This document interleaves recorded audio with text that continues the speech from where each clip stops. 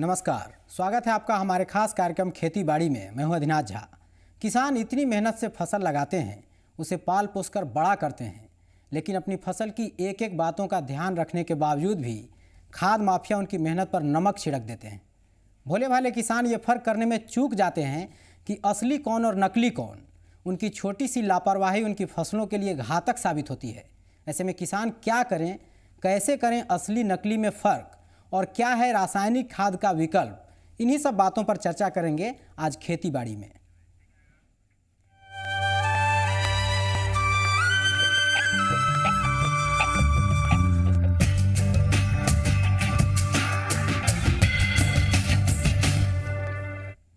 पहले हम ये जान लेते हैं कि नकली खाद का अभी हाल में क्या कुप्रभाव हुआ है। भोजपुर जिला के किसान दोहरी मार झेलने को मजबूर हैं।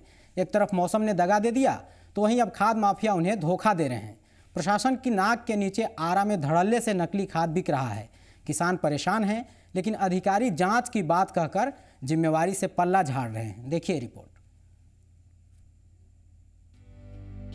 जिन खेतों में इस वक्त फसल लहलहानी चाहिए थी, वो खेत वीरान पड़े हैं। फसलें पीली पड़ गई हैं। किसान परेशान हैं कि उन्होंने समय पर सिंचाई की, खाद डाला, लेकिन फसल लहलहाने के बावजूद मुरझा क्यों गई।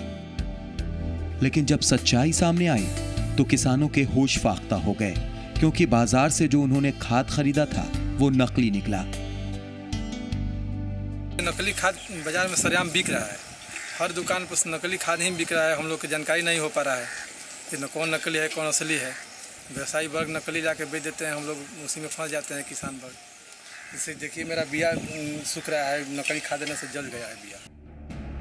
भोजपुर जिले में नकली खाद के मामले पर सियासत चमकाने का काम भी शुरू हो गया। संदेश विधायक संजय सिंह टाइगर ने इस मामले पर आंदोलन की चेतावनी दी है। बिल्कुल ये सरकार किसानों के प्रति उदासीन है। किसानों की समस्याओं के समाधान में इसकी कोई रुचि नहीं है, और इसी कारण भारतीय जनता पार्टी ने सदन के अंदर भी मांग किया था कि राज्य को सूखाग्रस्त घोषित किया जाए, और आज उन्हीं मांगों को लेकर भोजपुर जिला इकाई संघर्ष कर रही है। वहीं जब अनुमंडल कृषि पदाधिकारी से नकली खाद के बारे में पूछा गया तो पहले उन्होंने इस तरह की किसी बात से इनकार किया, पर बाद में ये कहा कि जांच के बाद दोषियों पर कार्रवाई की जाएगी। यदि इस तरह की बात आ रही है कहीं से, तो मैं उन किसान भाइयों से और चाहे आपके माध्यम से कहना चाहूँगा कि आप उन तक इस संदेश को पहुँचा दें कि वे लोग जो हैं, जो हम लोग का टोल फ्री नंबर है, या कहीं भी किसी भी कृषि कार्यालय में, चाहे जिला कृषि पदाधिकारी के यहाँ, मंडल कृषि कार्यालय में, या ब्लॉक एग्रीकल्चर पदाधिकारी के यहाँ, या आपके परियोजना निदेशक आत्मा का कार्यालय है, इन तमाम जो भी कृषि कार्यालय है ब्लॉक स्तर पे, वहाँ वो लोग संपर्क करके इसकी शिकायत दर्ज करा सकते हैं। भोजपुर जिले में साल मानसून में औसत से काफी कम बारिश की वजह से बुआई वैसे ही काफी कम हुई। ऐसे में जब किसानों की फसल खाद से बर्बाद हो रही है तो समझा जा सकता है ये उनके लिए किसी अभिशाप से कम नहीं। मनीष कुमार, जी मीडिया, आरा। तो किसानों की गाढ़ी कमाई पर, मेहनत पर खाद माफिया नमक डाल देते हैं। नकली खाद से क्या होता है नुकसान, और कैसे खाद माफिया इसका निर्माण कर लेते हैं नकली खाद का, हम पहले ये जान लेते हैं। धरती के सीने पर कैसे खाद माफिया नमक डाल रहे हैं, इसके बारे में जानते हैं। इससे क्या है कि जब डाला जाता है नकली खाद यानी नमक, तो इससे फसल का उत्पादन घट जाता है।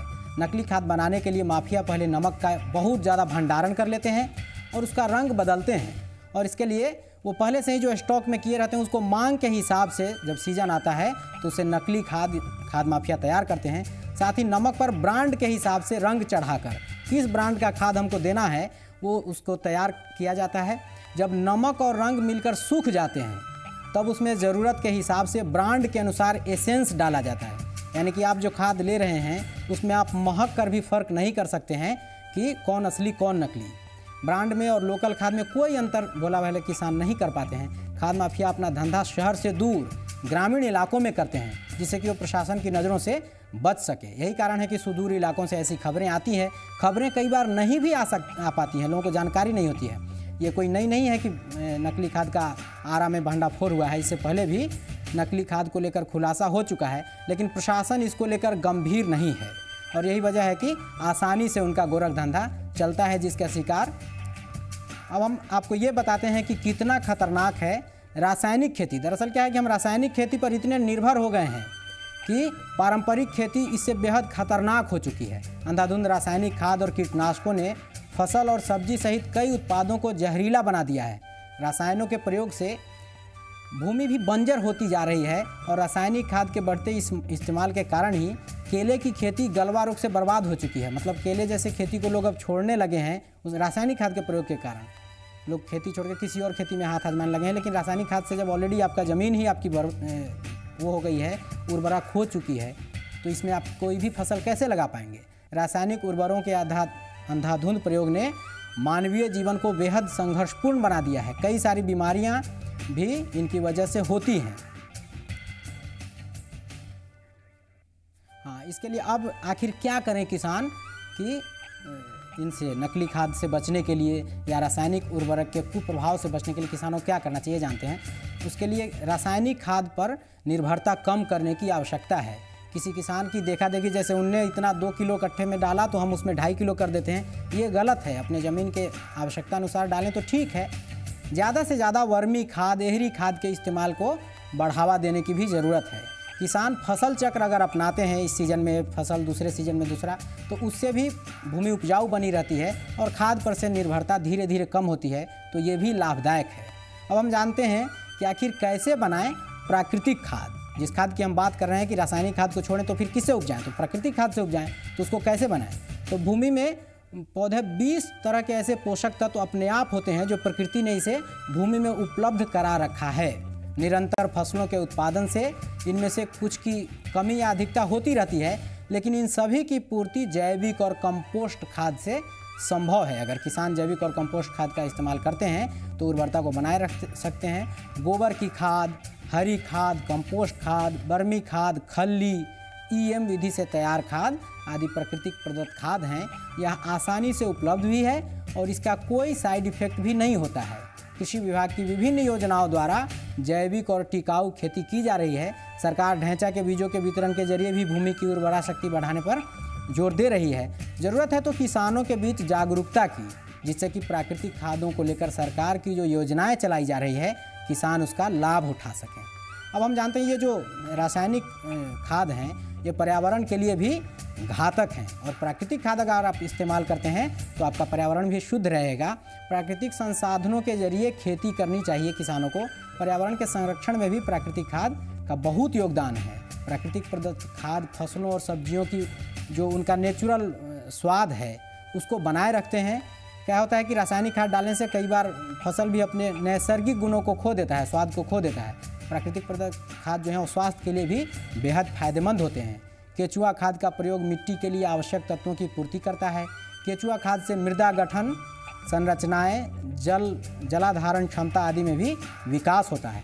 प्राकृतिक उर्वरकों के प्रयोग से खेती के लागत को घटाया जा सकता है, जिससे खेती लाभ का जरिया भी साबित हो सकती है। प्राकृतिक उर्वरकों के प्रयोग से पर्यावरण प्रदूषण से भी बचा जा सकता है।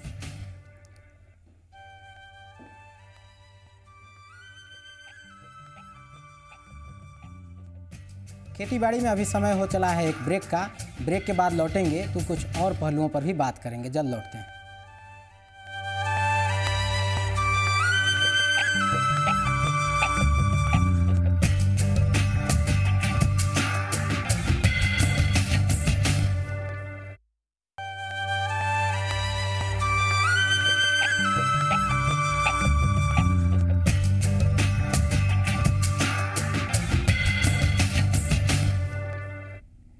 ब्रेक के बाद स्वागत है आपका। आप देख रहे हैं किसान भाइयों का पसंदीदा कार्यक्रम खेती बाड़ी।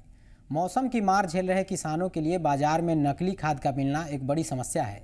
खाद की कालाबाजारी रोकने के लिए कड़े कानून हैं। सरकार की ओर से निर्देश भी है कि किसान लाइसेंसी डीलर से ही खाद खरीदें, लेकिन जानकारी के अभाव में किसान कहीं से भी खाद खरीद लेते हैं, जिससे उनकी फसल तो बर्बाद होती ही है, उनकी माली हालत भी खराब हो जाती है। नकली खाद से किसानों को क्या होती है परेशानी, और नकली खाद के प्रभाव को कैसे किया जा सकता है कम, क्या सावधानियां बरतें किसान की खाद माफियाओं से बचा जा सके, और इन सभी सवालों पर चर्चा करने के लिए हमारे साथ हैं प्रेम कुमार जी। आप कृषि विशेषज्ञ हैं, आपसे बहुत बहुत आपका स्वागत है। आपसे हम जानेंगे किसानों के परेशानियों के बारे में, लेकिन आपको भी अगर कुछ परेशानियां हैं, कुछ सवाल आपको पूछना है, मन में कोई जिज्ञासा हो तो आप हमें सीधे कॉल कर सकते हैं। हमारे एक्सपर्ट देंगे आपको सीधा जवाब। टीवी स्क्रीन पर हमारा नंबर फ्लैश हो रहा है 0612710174। और लेकिन जब आप हमें फ़ोन करें तो कृपया अपने टीवी का वॉल्यूम कम कर दें ताकि हम आपकी आवाज़ ठीक से सुन सकें। अब हम चर्चा शुरू करते हैं कि आखिर क्या परेशानी होती है किसानों को जब उनके बने बनाए खेत पर, धान पर वो नमक डाल देते हैं माफिया। नकली खाद जो है वो उसकी 2-3 परेशानियां सामने आती हैं। एक तो ये कि जो किसान भाई बड़े उम्मीद से अपने खेत में जोत के एक फसल लगाते हैं और उनको उम्मीद रहती है कि ये फसल का पोषण अच्छा होगा और ये अच्छा फसल देगा, अच्छी उपज पैदावार होगी, वो हो नहीं पाता है क्योंकि नकली खाद जो है उसमें समुचित रूप में जो उर्वरक हैं वो नहीं होते, या जो उसमें रासायनिक खाद पदार्थ होने चाहिए वो होते नहीं है, उतना मात्रा में भी नहीं उतना होता मात्रा है। में नहीं होता है। और कहीं कहीं तो वो पदार्थ होते ही नहीं है, उसके बजाय कुछ और होता है जो कि खेत को एकदम से नुकसान नमक ज़्यादा वगैरह करता दे है। देते हैं जी। हाँ, नुकसान ज़्यादा करता है और उपज को नुकसान होता है। तो सबसे पहली बात तो ये है कि उपज का नुकसान होता है, और उससे ज़्यादा जो मतलब महत्वपूर्ण नुकसान है वो ये है कि जो खेत की उर्वरा शक्ति है वो धीरे धीरे खत्म हो जाती है, छिन्न हो जाती है, उसका रासायनिक संतुलन बिगड़ जाता है जी। और मतलब किसान भाइयों को एक बार नकली खाद डालते हैं और उसका जो परेशानी है वो 2-3 फसलों के लिए झेलना पड़ जाता है। ये बहुत बड़ी बात तो ये एक बहुत बड़ी समस्या है आज के दिन में, और इसके लिए किसान भाइयों को चाहिए कि वो पहले से ही उसको अपनी सावधानी बरतें, लाइसेंसी डीलर से ही खरीदें, ऑथराइज डीलर से खरीदें। ये लोग क्या करते हैं, ये जो खाद माफिया होते हैं वो असली पैकेट में नमक वाला और नकली वाला डाल देते हैं।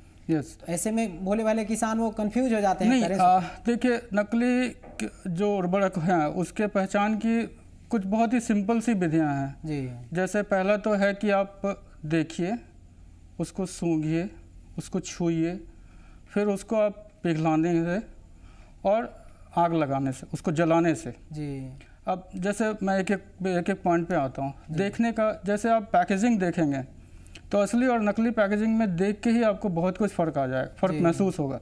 जैसे असली पैकेज में जो है वो आपको जो उर्वरक की कंपोजिशन है, जो उर्वरक का जो मतलब जो उसमें पदार्थ मिले हुए हैं उसकी मात्रा दी हुई रहती है, प्रोडक्शन लाइसेंस का डिटेल दिया हुआ रहता है, उसका जो पैकेजिंग नंबर है, पैकेजिंग डिटेल है वो रहता है।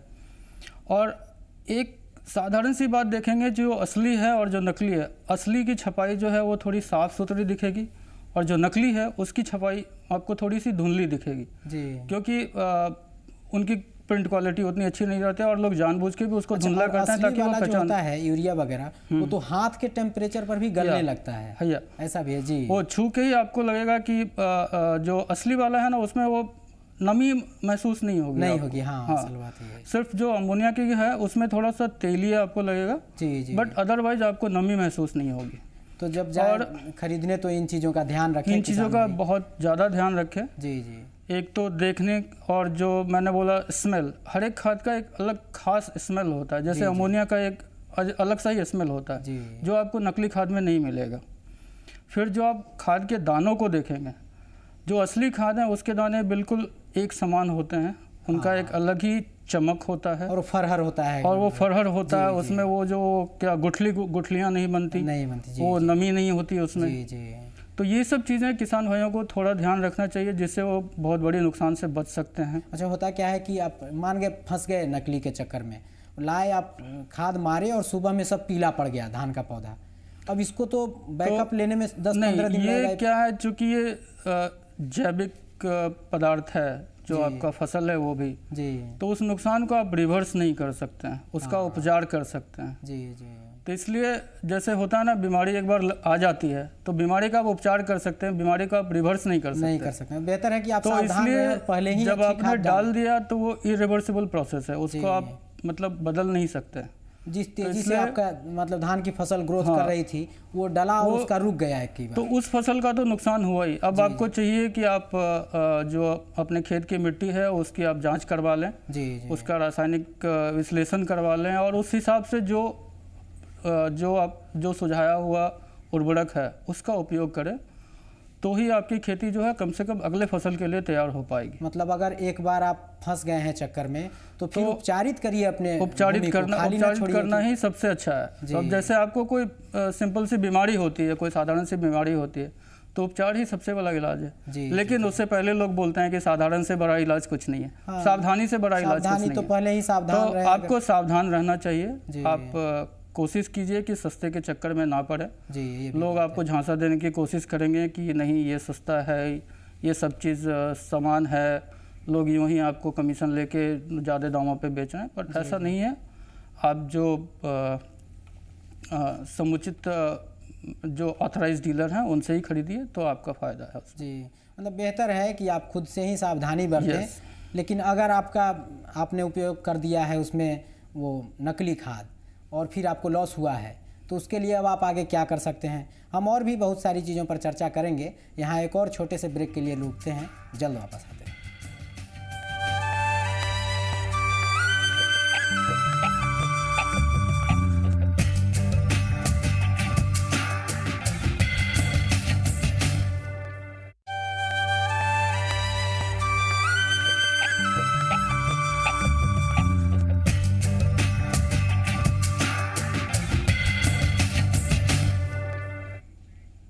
ब्रेक के बाद एक बार फिर स्वागत है आपका। आप देख रहे हैं खेती बाड़ी। हम आज चर्चा कर रहे हैं नकली खाद से होने वाली परेशानियों के बारे में और कैसे उसका उपचार करें अगर नकली खाद आपने डाल दिया है खेत में। तब हमारे साथ हैं प्रेम कुमार जी। अब कई बार होता है कि हम इतने उसके गिरफ्त में आ गए हैं रासायनिक उर्वरक के कि हम उसके बिना खेती कर ही नहीं सकते हैं। तो इसमें प्राकृतिक खाद जो तैयार करते हैं लोग, तो उसको कैसे किया जा सकता है? कैसे धीरे धीरे निर्भरता कम किया जाए रासायनिक खाद पर से? देखिए, आपने बहुत अच्छी बात शुरू की है। आजकल आप देखेंगे हर जगह पर चर्चा में है जैविक खेती की बात, और जैविक खेती सही मायने में पर्यावरण के लिए, खेत के लिए और समाज के लिए और किसान भाइयों के लिए ही फ़ायदेमंद है। जहाँ तक जैविक खेती की बात है, जैविक खेती मूल रूप से उसका मूल ये है कि आप जो खेत में जो भी आप पदार्थ यूज कर रहे हैं वो जैविक प्रक्रिया से उत्पन्न हुआ हो और जिसका कोई ना तो खाने वाले को नुकसान हो, ना ही फसल को नुकसान हो, और ना ही पर्यावरण और पर्यावरण में रहने वाले जीव जंतुओं को नुकसान हो। तो इसके लिए एक जो सबसे अच्छी खाद आती है वो वही है वर्मी कंपोस्ट है। वर्मी कंपोस्ट बनाने का तरीका आप लगता है मुझे पहले भी दिखा चुके होंगे। हुआ है क्या? वो एक साधारण तरीका है। खेती तो लोग करते हैं लेकिन अब गौ पालना छोड़ दिए हैं, ट्रैक्टर की ओर। नहीं, ऐसा नहीं है। बिहार गौ पालन में बहुत आगे है। तो फिर और गोबर वाली खाद पहले लोग उपयोग करते थे तो ज़्यादा अच्छा होता है। और सिर्फ गोबर से ही नहीं बनता है, इवन जो फल और सब्जियों के जो अवशेष हैं उनसे भी आप जैविक खाद बना सकते हैं। उसके अलावा जो आपके खरपतवार बच जाते हैं वो भी जैविक खाद बनाने में उपयोग होते हैं। जैविक खाद से कीट फतिंगे भी बचते हैं। हाँ। जिसका लाभ हमको प्रकृति के संरक्षण में, पर्यावरण संरक्षण में भी जो जैविक संतुलन है उसको बनाए रखता है।